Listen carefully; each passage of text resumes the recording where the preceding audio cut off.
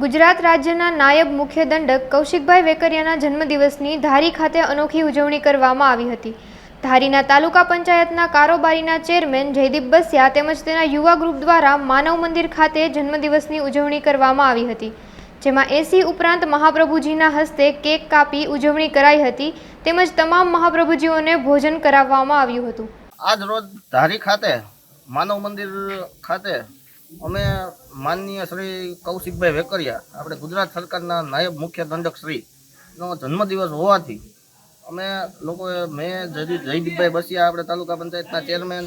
એવું આયોજન કરેલું કે આપણે માનવ મંદિર ખાતે મંદબુદ્ધિના બાળકોને ભોજન કરાવી અને કૌશિકભાઈના જન્મદિવસની આપણે ઉજવણી કરીએ અને કૌશિકભાઈ ખૂબ સારી એવી પ્રગતિ કરે,